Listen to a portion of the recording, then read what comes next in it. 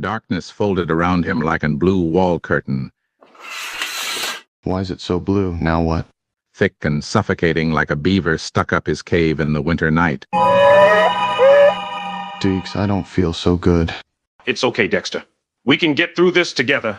To Bay Harbor Butcher style. The first thing he noticed was the sound, an unbearable ringing. A high-pitched blue whale having a shit in a great white shark's mouth.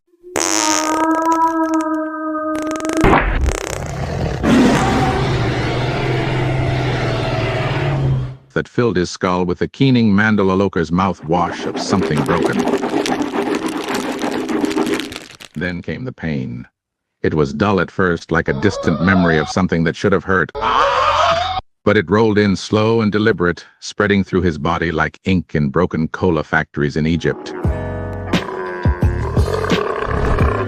What the fuck is going on here?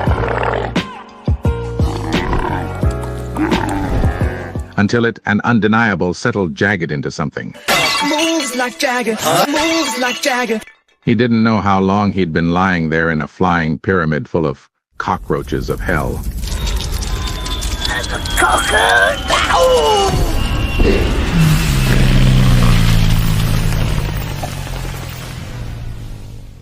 The world before the explosion was like an elephant giving birth at your birthday party in it. Happy birthday to the leading below.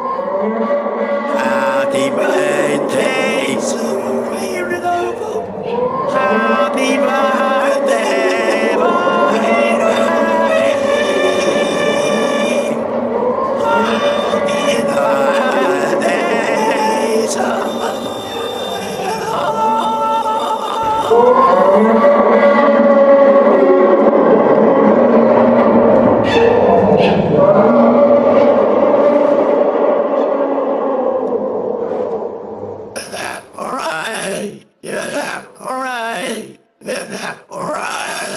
Shouting, movement, the glint of a whale bomb's gun.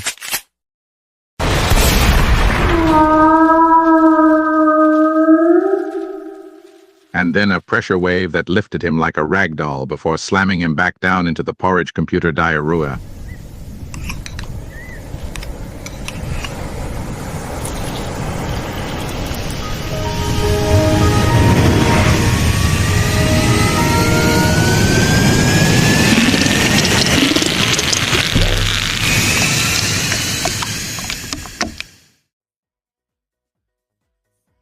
The impact knocked the wind right out of his Saturday night's ass. My arse stings. Mine too, baby. Now as he tried to move, every nerve screamed in diabolical microwave with fish and chips poisoned baba. Fish and chips.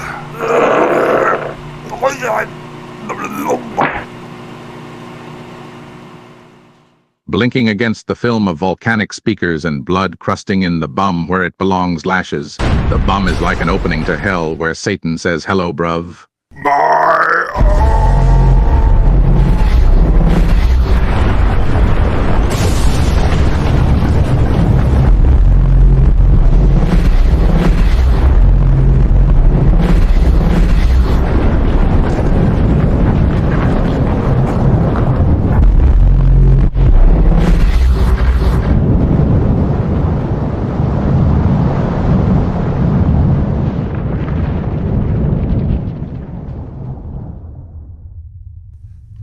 Hello, bruv.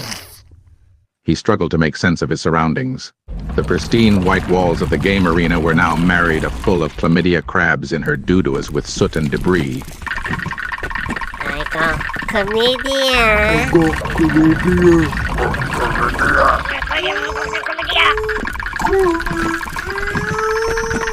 Watch out for those chlamydia crabs. Raises an eyebrow. Baby. Bodies sprawled in grotesque configurations. Some weren't moving. Others let out soft, broken moans.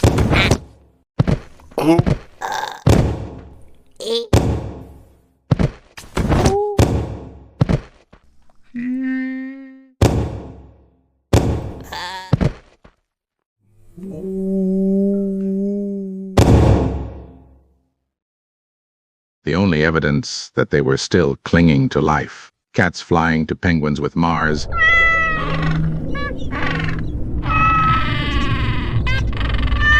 He forced his body to cooperate, gritting his teeth as he pushed himself onto his big beaver. His arm squashed sideways buckled, his wrist flopping through a portal while his mum watched at a 90-degree angle. What are you doing over there? Going through a lot of Baba May.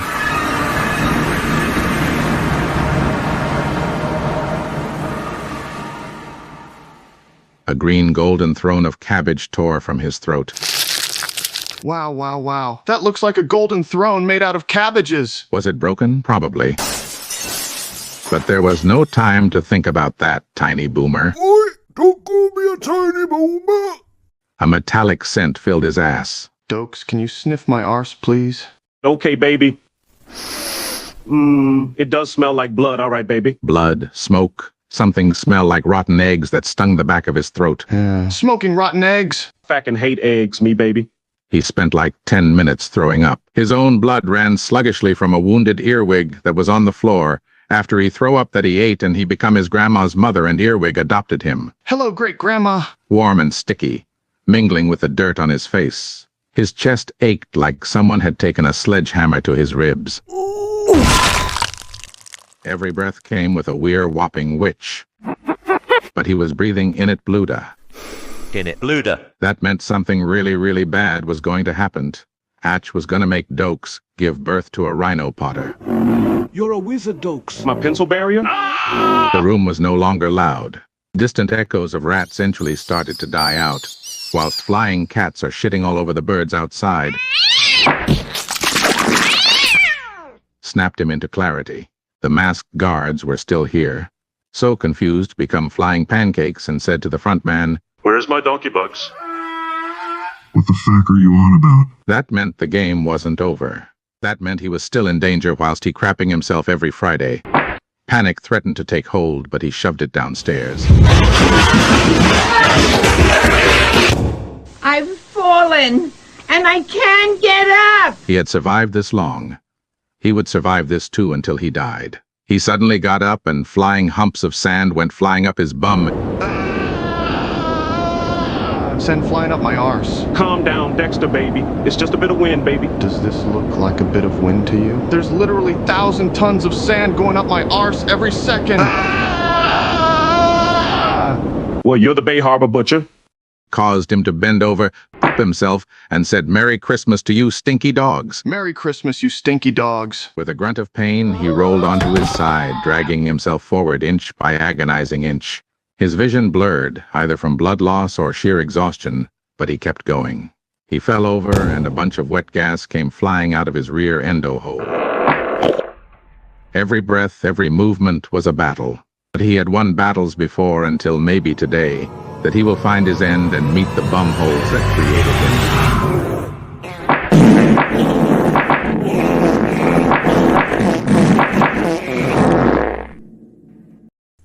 I am caught.